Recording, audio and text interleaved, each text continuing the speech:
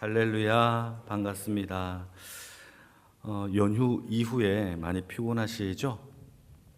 그래도 오늘 이 밤에 기도의 은혜가 충만하기를 축복합니다. 오늘은 사도행전 20장의 말씀인데요. 제목이 주의 양떼를 지키라라는 제목입니다. 여러분, 우리는 사도행전을 지금까지 살펴봤어요. 예루살렘에서 성령의 역사가 일어나서 예루살렘에서 교회가 세워지고 이 교회를 시점으로 인하여 교회가 핍박을 당해요. 그리고는 하나님이 핍박을 당하는 성도들 흩으셔서 전 세계에 복음을 전파하는데, 이때 하나님은 사도 바울이라는 사람을 들어 쓰셔서 이방인의 그릇으로 또 이방 땅에 복음을 증거하는 최초의 선교사로 사용하시는 것을 살펴봤습니다. 그리고 이제 끝이에요. 오늘 사도 바울이 3차 전도 여행의 마지막 끝자락에서 이제 정리하는 이러한 시점에 다가왔는데, 여러분 3차 전도 여행에서 사도 바울이 처음으로 갔던 지역이 에베소입니다. 에베소 지역은 사도 바울이 3차 전도 여행을 시작하면서 가장 먼저 갔던 곳이고, 그곳에서 몇 년 동안 사역을 했느냐? 3년이나 그들에게 말씀을 증거했다라고 성경 기록하고 있어요. 그리고 에베소 지역에서 3년 동안 하나님의 말씀과 복음을 전함으로 인하여 소아시아의 핵심 지역, 소아시아의 가장 하나님의 말씀을 가장 크게 받았던 도시가 바로 에베소 지역입니다. 그래서 소아시아 7교회를 대표하는 교회가 바로 에베소 지역이었단 말이죠. 이 에베소 지역을 이제 시작으로 3차 전도 여행을 여러 군데 다니고 드로아에 와서 드디어 이제 마지막으로 에베소에 다시 한번 들려서 사도 바울은 예루살렘에 가려고 했어요. 그런데 예루살렘에 이제 가려고 하는 그 시점과 에베소에 가려고 하는 시점이 공교롭게도 오순절 절기가 있는 시기라 사도 바울은 급하게 예루살렘에 빨리 복귀를 해야 되는 상황이 벌어진 겁니다. 그래서 어떻게 했느냐? 자신이 지금 가고 있는 기점에서 밀레도라는 지역에서 사람들을 보내어서 에베소에 있는 성도들, 특히 장로들을 불러다가 밀레도에서 잠시 만납시다 라고 사람을 보내는 거죠. 그래서 사람을 보내어서 밀레도의 장로들이, 에베소의 지역의 장로들이 와서 오늘 사도 바울과 함께 교제하고 말씀을 듣는 장면이 오늘 본문의 이야기입니다. 참 특이하게도 오늘 본문의 이야기는 사도 바울의 설교예요. 그런데 이 설교가 굉장히 독특한 게 이방인을 위하여는 설교도 아니고 유대인을 위한 설교도 아니고 에베소 교인들, 특히 장로들을 향한 당부의 메시지가 담겨있는 독특한 본문이 오늘 본문입니다. 17절 같이 한번 보실까요? 17절입니다. 시작. 바울이 밀레도에서 사람을 에베소로 보내어 교회 장로들을 청하여서 이렇게 만나서 에베소 사역에서 모든 사역을 이제 마무리하려고 했는데 공교롭게도 가지 못하니까 여기에서 고별 설교 및 마지막 작별 인사를 하려고 하는 겁니다. 18절 19절 같이 한번 읽어볼까요? 시작. 오매 그들에게 말하되 아시아에 들어온 첫날부터 지금까지 내가 항상 여러분 가운데 어떻게 행하였는지를 여러분도 아는 바니 곧 모든 겸손과 눈물이며 유대인의 강계로 말미암아 당한 시험을 참고 주를 섬긴 것과. 사도 바울은요, 에베소 그 장로들에게 뭐라고 얘기를 하느냐 하면 3년 동안 내가 사역을 한 것을 너희들도 알지 않느냐? 너희들도 내가 어떻게 사역을 했는지 너희도 아는 바라 라고 얘기를 해요. 여러분, 사도 바울이 사역을 3년 동안 에베소 교인들을 향하여 정직하게 눈물과 겸손으로 허투루 쓰는 시간 없이 최선을 다하여서 하나님의 복음을 증거했어요. 그것을 너희들도 알지 않느냐라고 당당하게 이야기하는 거죠. 여러분, 성도들의 삶에 있어서 가장 중요한 게 무엇이냐 하면 정직한 삶이에요. 그리고 투명해야 돼요. 저는 아직도 제가 제 방에 이렇게 제 집무실에 목양실에 오른쪽 벽에다가 붙여놓은 팻말이 하나 있어요. 그게 무엇이냐면 제가 신방을 갔던 한 권사님이 이제 남편이 돌아가시고 이제 유족들 가운데서 1년이 지난 기일에 그 권사님을 위로하기 위하여 이제 신방을 갔어요.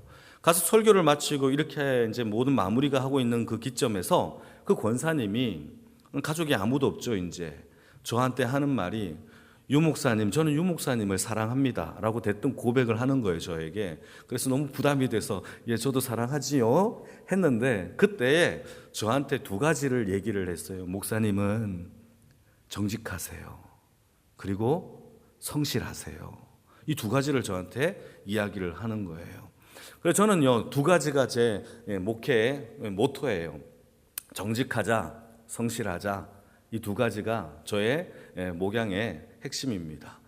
여러분, 사도 바울은요, 모든 사람들에게 투명하게 말을 할 만큼 너희들도 알지 않느냐, 나 열심히 했어 라고 이야기할 수 있는 그런 사역자였어요. 성도들의 삶도 마찬가지인 것 같아요. 여러분, 왜 이 세상 속에서 크리스찬들이 마지막 때가 되면 될수록 존경받지 못하느냐, 교회가 왜 이렇게 비난받느냐, 그것은 두 가지의 문제가 걸리는 것 같아요. 하나는 투명하지 못하고 하나는 정직하지 못하는 것 같아요. 이 문제는요, 여러분, 세상 사람들이 우리를 향하여 손가락질하고 있는 모습입니다. 많은 자녀들이 부모님의 모습을 보면서 나는 교회 다니기 싫어라고 하는 이유의 핵심이 뭐냐? 겉과 속이 다르다라는 거예요.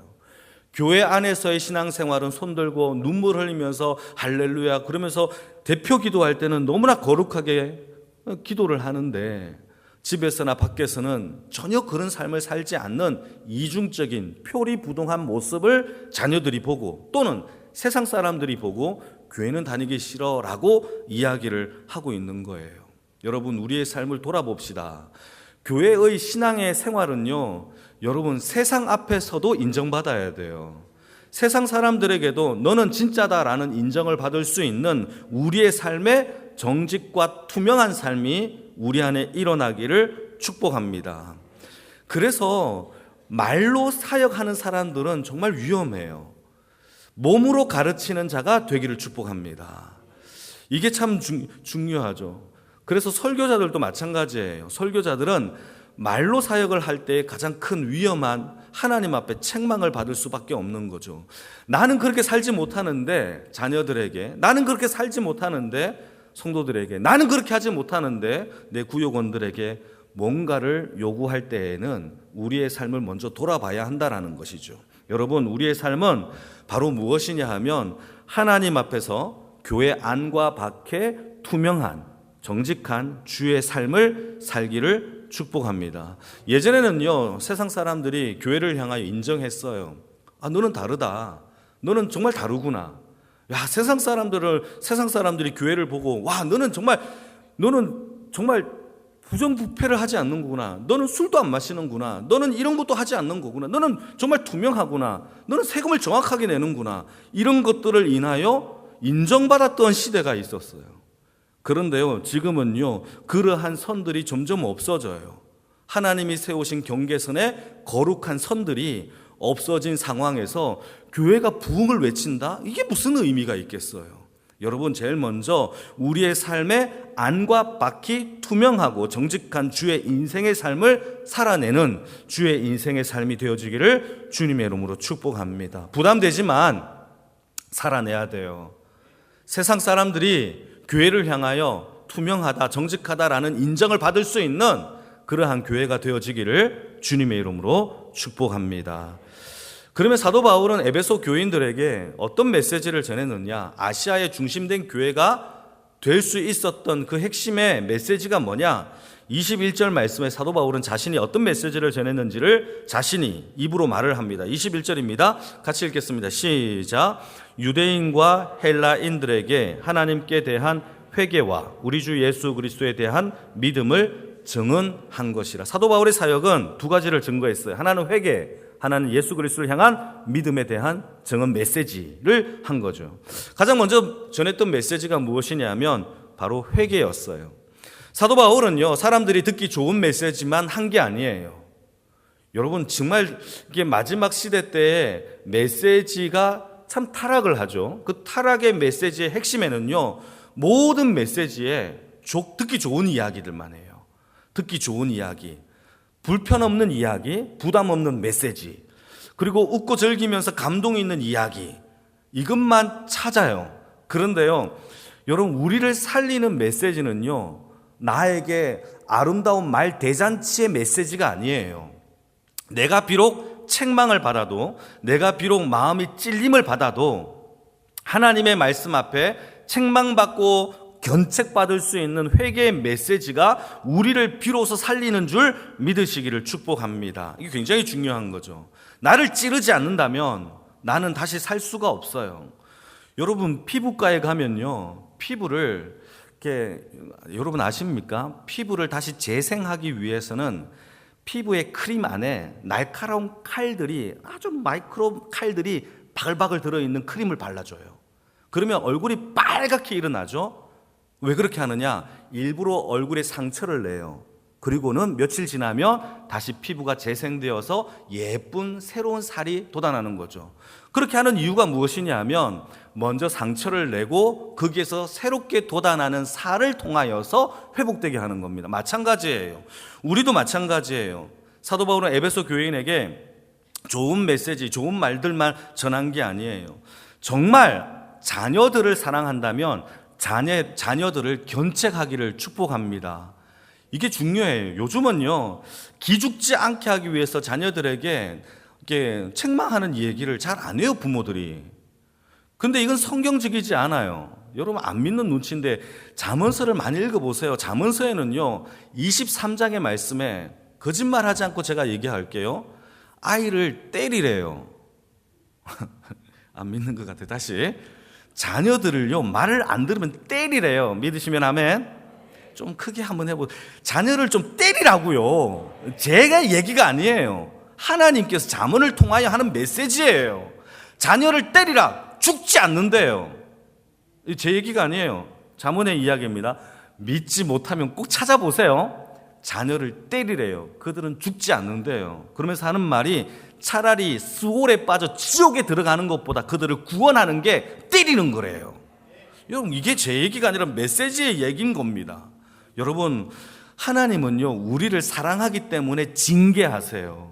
책망하시고 고난을 주고 어렵게 하세요. 소용돌이 속에서 우리를 힘들게 하는 거죠. 그러고 난 다음에 하나님이 우리를 건져내시는 방법을 통하여 우리를 성장시키시고 변화시키는 방법은 우리의 인간의 방법이 아니라 하나님의 방법인 거예요. 만약에 하나님이 우리를 사랑하지 않는다면 방치하겠죠. 이거를 유기라고 해요. 방치해요. 관심 없어요. 뭘 하든지 네 알아서 해라 라고 하며 살아가는 거죠. 하나님은요, 우리가 무엇을 하든지 주의 집중하시고 우리의 삶 가운데 관여하셔서 우리에게 때리시고 훈계하시고 회개케 하는 것이 하나님이 우리를 사랑하는 방법이심을 믿으시기를 축복합니다.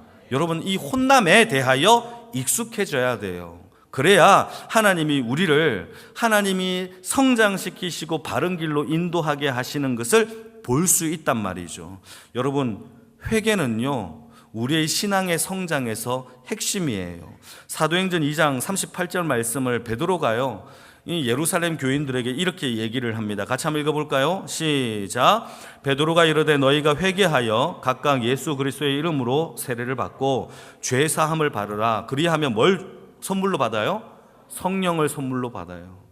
여러분, 성령의 충만함, 성령의 센시티브한 하나님과의 교제가 있기를 원합니까? 그렇다면 우리의 작은 죄까지도 회개하기를 축복합니다. 여러분들의 집에 있는 동전들을 다 끌어 모아 보세요.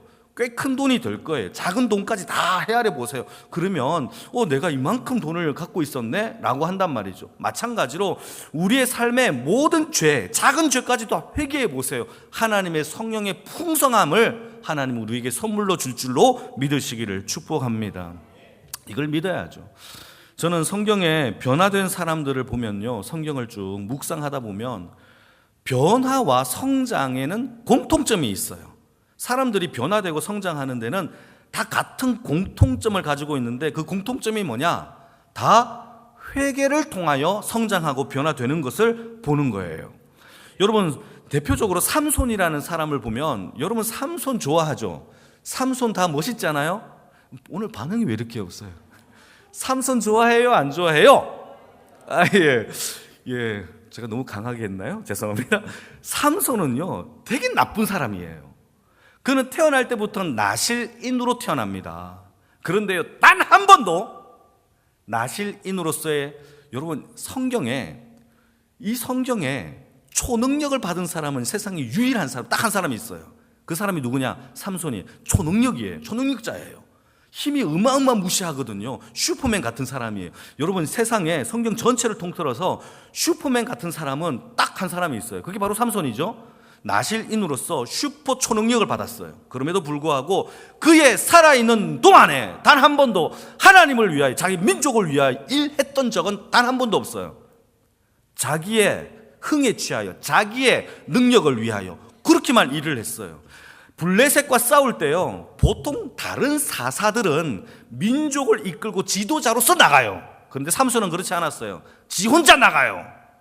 지 혼자 나가서 다 하고 난 다음에 전쟁에 승리해요. 왜? 자기의 힘과 능력을 자랑하기 위해서. 한 번도 백성들을 위하여 일한 적이 없어요. 그러다가 그가 머리털이 잘리죠. 여자에게 홀려서 두 눈이 뽑혀요. 그때 삼손은 회개하기 시작합니다. 내가 이때까지 헛으로 살았구나. 머리카락이 자라나고 그가 하나님 앞에 단 한 번만이라도 주를 위하여 일하게 하옵소서라고 기도를 해요. 그때 다곤신전으로 하나님이 그를 이끌어내시고, 다곤신전에 두 기둥을 잡고 그를 부러뜨림으로 인하여 다곤신전에 모여있는 수많은 블레셋의 우상 숭배자들을 한 방에 죽이는데, 성경 기록되기를 삼손이 살아있을 때 죽였던 자보다 거기에서 죽었던 자가 훨씬 더 많다라고 성경 기록하고 있죠. 그게 뭐죠? 회개죠. 변화의 능력의 역사는 삼손의 회개로부터 시작이 돼요. 하나님이 그를 마지막에 그렇게 쓰셨단 말이죠. 여러분 뿐만 아니라 그 뒤를 보시게 되면 요나 선지자도 마찬가지예요. 요나 선지자도 하나님 앞에 선지자로 부르심을 받았어요. 그리고 니누의 백성에게 하나님의 심판을 증거할 수 있는 메시지를 그에게 주었어요. 그러나 그는 불순종했죠. 그러면서 어디로 갑니까? 니누에로 가야 되는데 자기가 하나님을 등지고 다시스로 가요. 그러자 하나님이 그를 치셨죠. 그리고 물고기 뱃속에 들어가서 하나님 앞에 울며 통곡하며 3일 동안 기도를 하죠. 하나님 앞에. 그게 요나서에 나와요. 울며 통곡하며 회개하며 기도합니다. 그때 내가 스올에 있다 한다 할지라도 주를 위하여 내가 살겠습니다 라고 고백을 해요. 그때 하나님이 그를 육지로 토해내게 하시죠. 그리고 그를 사용하는 그 핵심의 기로점이 회개에 있어요. 회개. 뿐만 아니라 여러분 베드로도 마찬가지예요. 베드로는요 예수님의 수제자였다라고 얘기합니다. 그럼에도 불구하고 예수님을 3번이나 닭 울기 전에 부인을 하죠. 닭이 울어요. 그때 깨닫습니다. 내가 나의 스승, 사랑하는 스승, 내 장모님까지 고쳐주었던 나의 스승 예수를 내가 배신했구나. 울며 통곡하며 꺽꺽 울기 시작해요. 그리고 그가 회개하여 예루살렘 교회를 세우는 최초의 하나님의 사도로 세워짐을 받는 역사가 일어나는 거예요. 여러분 회개는요 정말 중요합니다. 신앙생활의 변화의 시작이자 시작의 첫 단추를 여는 핵심의 바로 신앙의 훈련이 바로 회개라는 사실을 여러분 믿으시기를 축복합니다. 여러분 회개는요 가끔씩 하는 것이 아니라 하나님 앞에 늘 회개하는 마음으로 살아가는 인생의 삶이 되어지기를 축복합니다. 우리 한 가지만 더 볼까요? 32절 말씀인데 좀 뒷부분을 같이 한번 읽겠습니다. 32절 시작.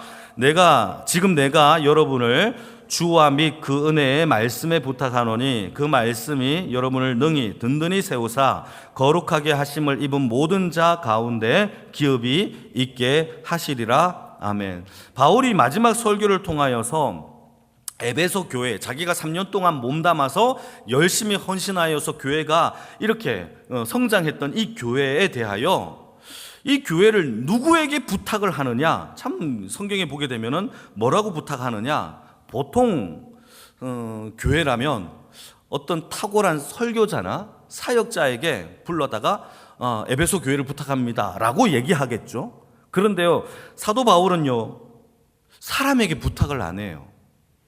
사도 바울은 교회가 사람에게 역사되어짐으로 성장하지 않는다라는 것을 알았어요.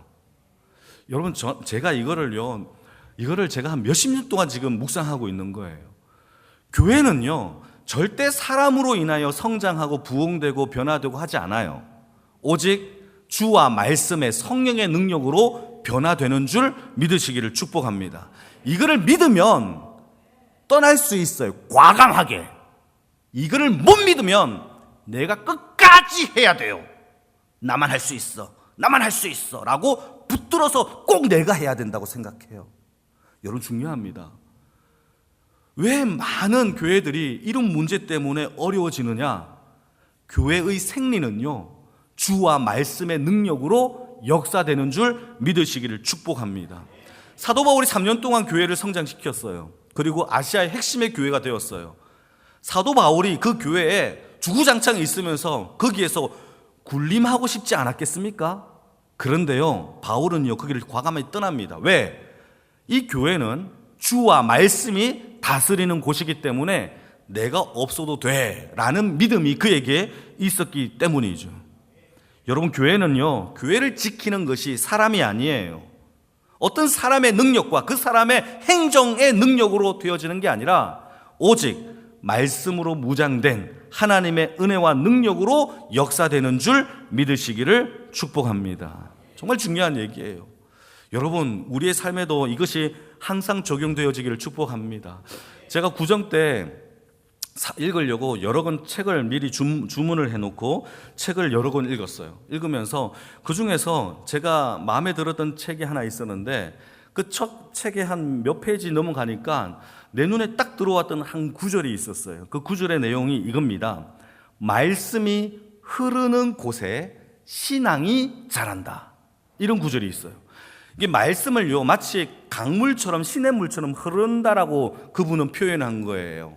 교수님이신데 뭐 흐른다라고 표현한 거고, 그 물줄기를 따라서 그 옆에 많은 신앙의 나무들이 자라고 있는 것을 이미지화 시킨 것이죠. 여러분, 우리를요 성장시키시고 말씀의 능력과 열매를 맺게 하는 것은요, 여러분, 사람의 능력이 아니라 말씀이 흘러간다면 반드시 열매를 맺고 성장시키는 하나님의 능력인 줄 믿으시기를 축복합니다.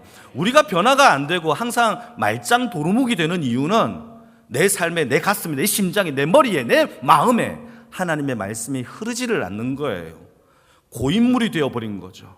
여러분, 우리의 말씀을 다시 흘러가게 하는 하나님의 능력이 우리의 삶 가운데 일어나기를 축복합니다. 29절입니다. 같이 한번 읽어볼까요? 29절 시작. 내가 떠난 후에 사나운 이리가 여러분에게 들어와서 그 양떼를 아끼지 아니하며. 사도 바울은요, 에베소 교회를 자기가 떠나면 어떤 일이 벌어질지를 분명히 알고 있었어요.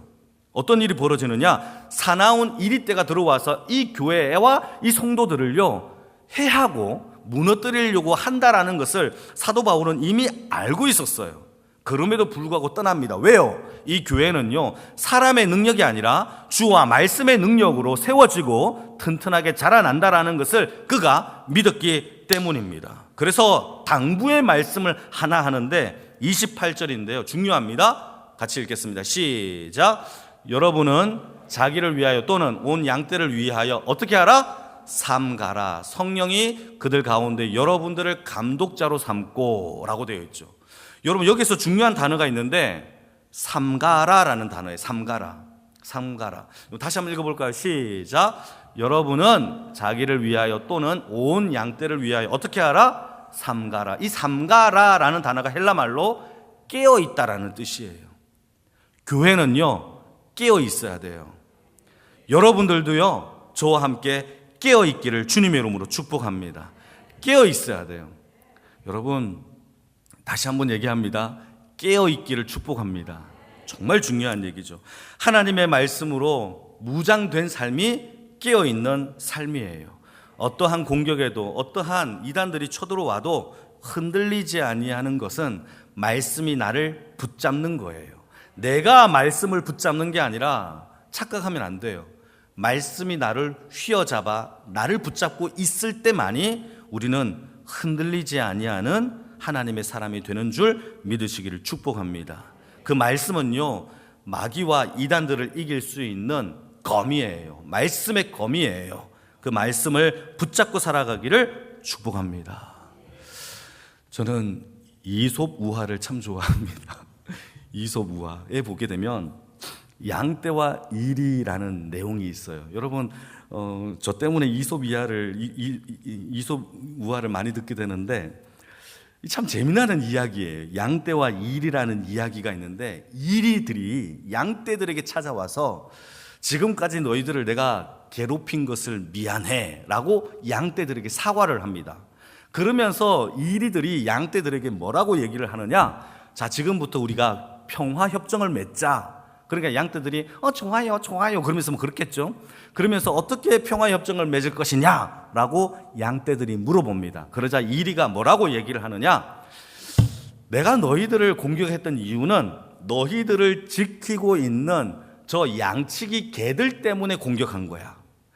양치기 개들만 없으면 앞으로 너희들에게 공격을 하지 않을 테니까, 평화협정이 이루어질 거니까 너희들은 양치기 개들을 쫓아내면 앞으로 우리는 평화협정이 맺어질 거야 라고 이야기를 합니다. 자, 그러자 양떼들이 뭐라고 얘기를 하느냐, 지금까지 너희들이 우리를 공격한 이유가 우리를 지키는 저 개들 때문에 공격한 거구나 라고 생각을 해요.